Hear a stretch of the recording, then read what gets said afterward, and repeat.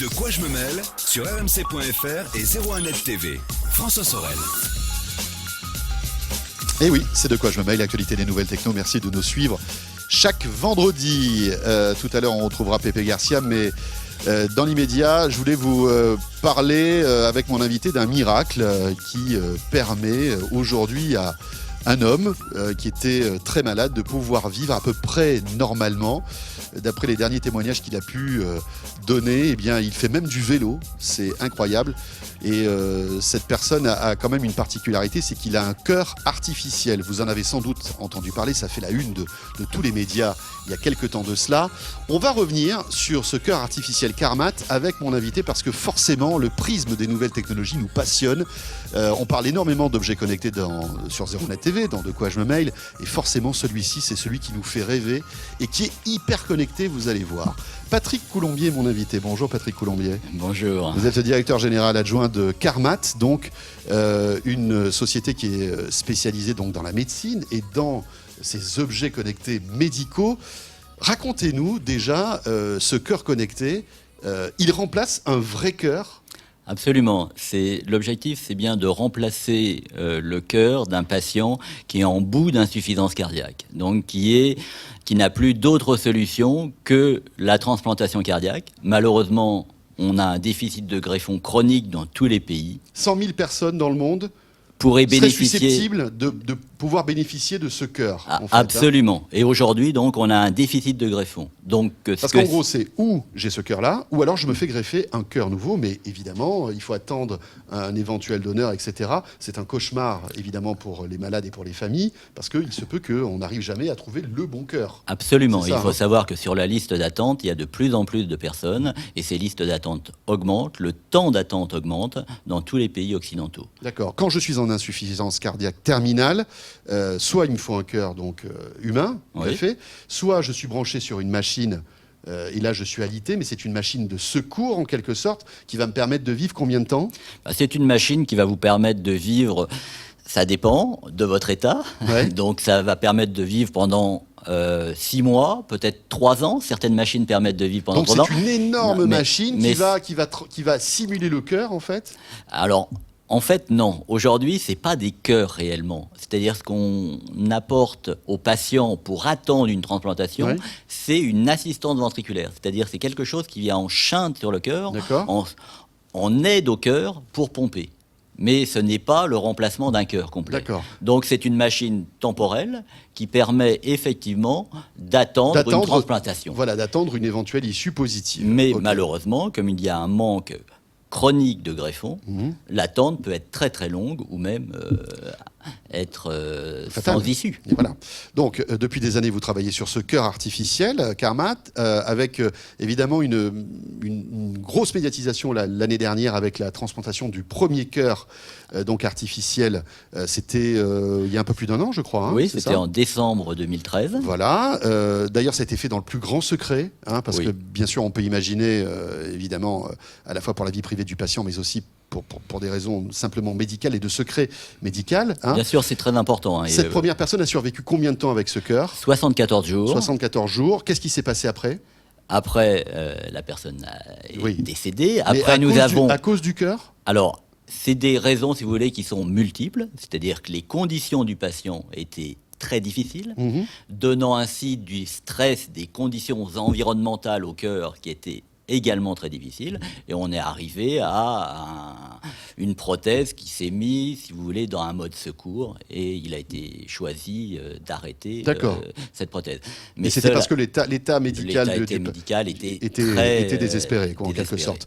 En revanche, donc, après, il y a eu un deuxième essai. Une deuxième personne a été transplantée, c'était à la rentrée dernière. Le 5 août 2014. Voilà, donc même avant. Et depuis, cette personne se porte comme un charme. Absolument. C'est une personne donc, qui vit depuis 8 mois avec ce cœur artificiel, qui vit très bien, qui est à son domicile depuis le début janvier, je crois le 2 janvier exactement, et qui revient à la vie normale. Elle le dit... Cette personne s'exprime elle-même là-dessus. Elle fait du vélo, elle fait du jardinage. Elle revient à ce qu'elle pouvait faire 10 ans avant. C'est incroyable. Et tout ça avec une machine qui est dans son thorax. Oui. Comment fabrique-t-on cette machine ? Parce que c'est pas le premier essai du cœur artificiel. Il y en a eu d'autres. Non, il y a eu. Ces essais se sont soldés par des échecs. Qu'est-ce qui a fait que vous avez trouvé, sous réserve que, évidemment, tout ça, on arrive à se généraliser. Pour l'instant, on est toujours en phase d'expérimentation. Vous allez nous expliquer tout ça tout à l'heure. Mais qu'est-ce qui a fait que, aujourd'hui, vous êtes arrivé à faire marcher cette machine plusieurs mois dans le corps d'un individu ? En fait, si vous voulez, on est parti du constat que les projets de cœur artificiel qui avaient déjà été réalisés s'étaient tous heurtés au même problème qui était l'hémocompatibilité et la création de caillots. D'accord. Et tout a été fait dans cette prothèse pour éviter justement que le sang soit maltraité, si vous voulez. Donc, avec des nouveaux matériaux, c'est ça ? Avec des nouveaux matériaux, des matériaux biologiques. Qui font croire au sang que c'est un vrai organe, c'est ça ? Exactement. Pour schématiser. Pour schématiser, tout à fait. Le sang voit, si vous voulez, une contraction musculaire. C'est-à-dire qu'il voit il est leurré, il voit un pseudo-cœur avec une vraie contraction musculaire. Donc pas de caillots qui se créent. Et pas de caillots. Donc on a utilisé des matériaux biologiques, comme une peau, si vous voulez, qui va donc pousser le sang à l'extérieur du cœur, comme le fait la contraction cardiaque, notre cœur naturel. Alors cet individu donc a été opéré, on lui a installé ce cœur. Aujourd'hui, il est autonome. Oui. Mais comment marche ce cœur en fait ? Parce que j'imagine c'est pas que j'imagine, c'est que forcément il y a de l'énergie. Ça doit consommer plus qu'un smartphone, ce truc-là quand même. Comment ça se passe ? Alors en fait, le cœur c'est d'abord une pompe. Cette pompe, elle est mise en œuvre à travers un liquide hydraulique, c'est-à-dire que on ne va pas pousser le sang directement avec une micropompe qui endommagerait le sang. On pousse au contraire des membranes qui simulent le muscle cardiaque. D'accord, donc encore une fois, on simule véritablement au plus près le vrai fonctionnement d'un cœur. Exactement, ce qui permet, si vous voulez, de mettre les pompes qui mettent en mouvement, puisqu'il faut créer du mouvement, à l'extérieur de ces membranes, et donc on pousse les membranes qui poussent le sang. Donc, en fait, vu du sang, comme vous le disiez tout à l'heure, le sang a l'impression d'avoir un vrai cœur. Il a effectivement les 4 valves, les valves qui permettent de faire arriver le sang à l'intérieur de la partie contractile, et puis les 2 valves qui permettent d'éjecter le sang vers le poumon et vers les différents organes. Donc, il y a un moteur à l'intérieur. Absolument, il y a quelque chose qui fait tourner tout ça. Donc, il faut, je le disais, de l'énergie. Oui. Et alors, comment cet individu fait-il pour faire fonctionner tout ça ? Il n'est pas branché à une prise de courant. Alors, cette énergie est donnée par des batteries portables. Ces batteries portables lui permettent d'avoir une autonomie à peu près de 5-6 heures. Elles font 3 kilos. Et avec ces 3 kilos, le patient peut se déplacer, il a une petite sacoche, et si vous voulez, c'est comme on voit à peine que ce patient... Et donc il a ses batteries où ça au niveau du... Non, dans une sacoche. Dans une sacoche, d'accord. Qui est portée. Ouais. Donc c'est comme quelqu'un qui se promène dans la rue avec une sacoche. Et vraiment, quand on voit le patient marcher de dos, vous ne pensez pas que c'est un patient.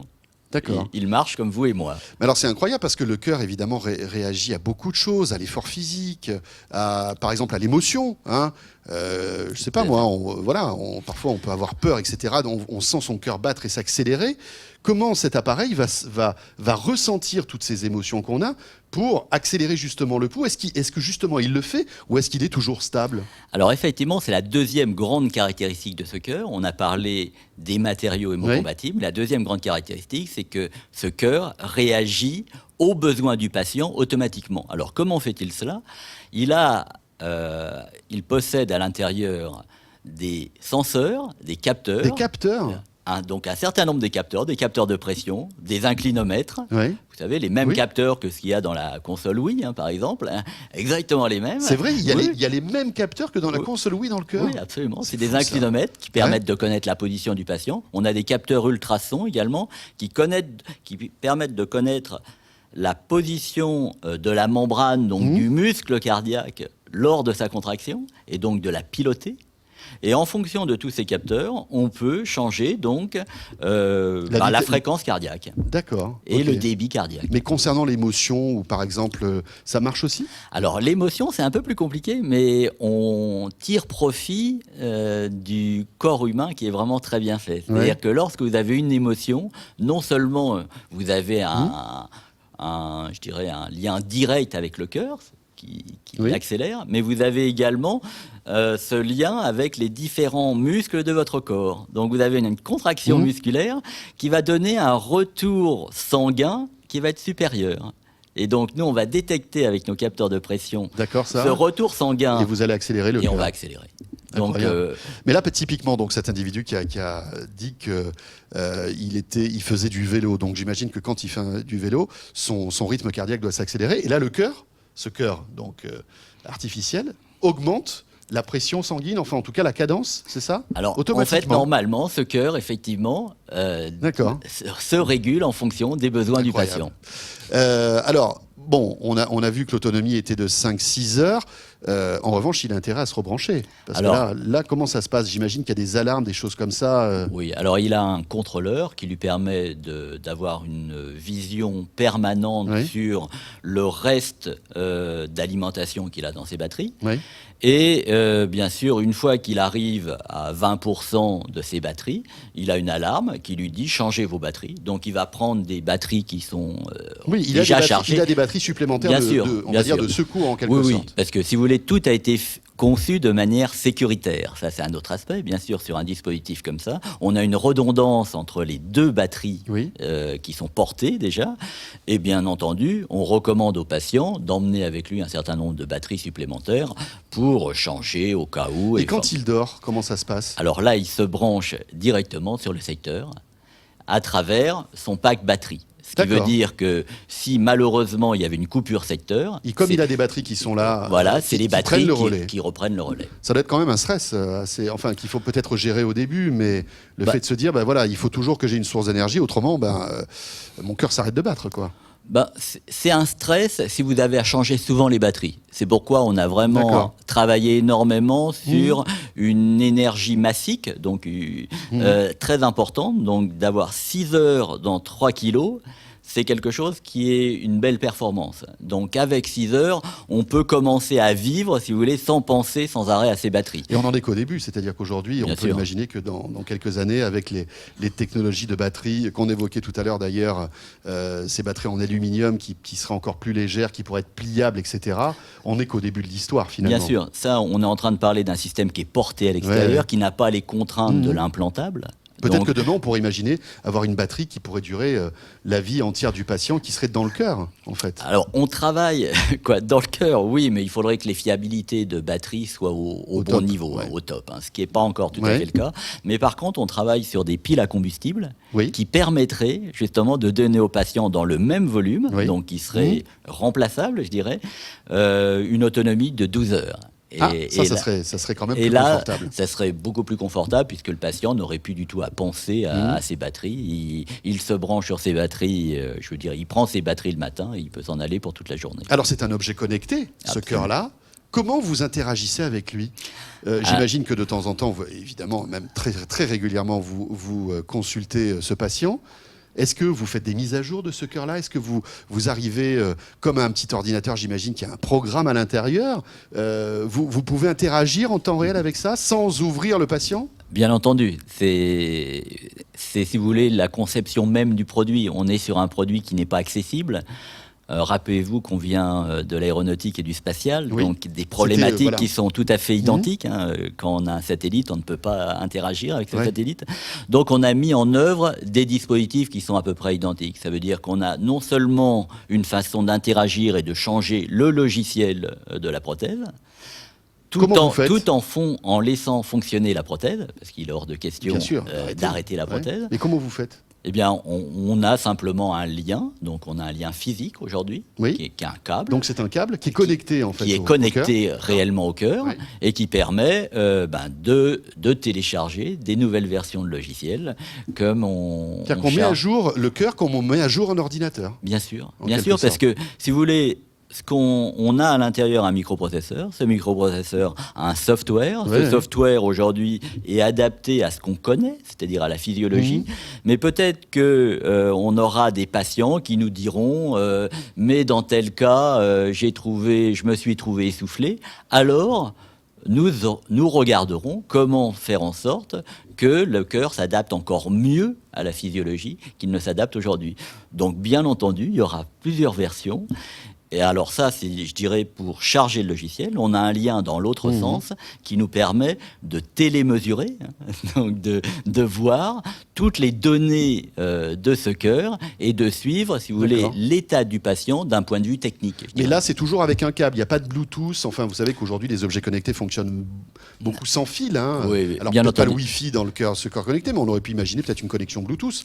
Est-ce que c'est complètement surréaliste Non, c'est pas du tout surréaliste. On travaille également sur des sujets dans cette voie-là, qui serait également par un apport d'énergie à travers, donc par induction, donc au travers de la peau, sans avoir... Ce qu'on fait plus ou moins avec les pacemakers aujourd'hui. Ce qu'on fait exactement avec les pacemakers, tout à fait. Donc des technologies identiques, mais pour des niveaux de puissance qui sont différents quand même, parce que le pacemaker, c'est pas du tout les mêmes niveaux de puissance qu'un cœur artificiel. Là, on pompe 9 litres par minute, il faut pas se souvenir. C'est énorme, il faut une puissance incroyable. Bien sûr. 900 grammes ce cœur, oui.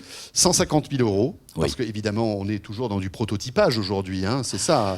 Ce sera le début de série qui sera à ce prix-là, et effectivement, Mais est-ce qu'on peut imaginer, je crois d'ailleurs que l'un de vos des dirigeants de cette société imagine que dans 30-40 ans, peut-être même avant, on pourrait imaginer ces cœurs sur des étagères et les avoir en stock, pouvoir les installer sur des patients qui en ont besoin. Même, je dirais, ce sera avant ça. Ça, c'est pratiquement accessible et c'est ce qui va changer complètement la pratique médicale. Aujourd'hui, la transplantation, le drame de la transplantation, c'est l'attente du patient. Le jour où un patient ira voir son cardiologue, il dira ça va plus bien, je suis essoufflé, et que le cardiologue dira si vous voulez prendre rendez-vous la semaine prochaine, on peut vous implanter un cœur artificiel. Ce jour-là, la pratique médicale. Combien de temps, à votre avis ? Peut-être dans moins de 10 ans. Dans moins de 10 ans ? Oui, je pense. Incroyable. Alors ce cœur artificiel, c'est un miracle technologique. Enfin, même si c'est pas un miracle, c'est surtout une prouesse technologique. Mais qu'est-ce qu'on peut imaginer demain comme autre organe artificiel, connecté, qui pourrait bouleverser la médecine ? Je pense que vraiment le cœur artificiel, c'est le premier organe et qui est peut-être, bien qu'il soit complexe, le plus simple parce que c'est une fonction mécanique. Oui, c'est un moteur finalement. Oui, c'est une pompe. Quand on a trouvé le système, après, voilà. Ouais. Mais on peut imaginer dans le futur que des pancréas artificiels seront créés, puisque le diabète est un drame aussi, une maladie très importante. On peut imaginer également des poumons artificiels.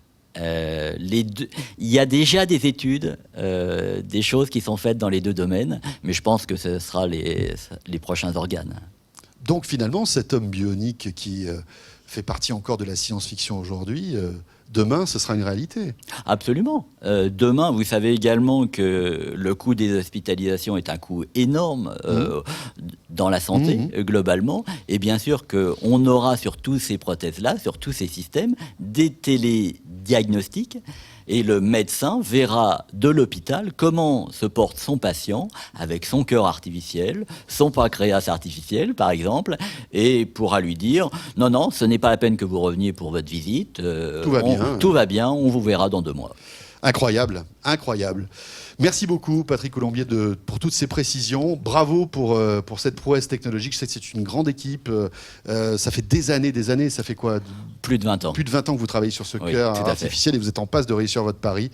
Bravo, même si je sais qu'il y a des paris financiers aussi à relever maintenant.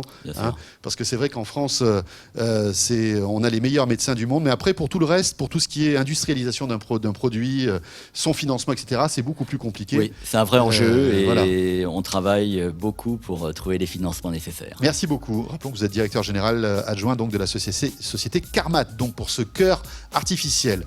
Merci. Merci à vous. De quoi je me mêle ? La suite dans un instant. Alors ce sera beaucoup plus léger avec lui qui a un cœur en pleine forme. Vous connaissez, c'est Pépé Garcia. Il me rejoint dans un instant pour ses coups de cœur audio-vidéo. À tout de suite. De quoi je me mêle sur rmc.fr et 01net TV. Merci, c'était super.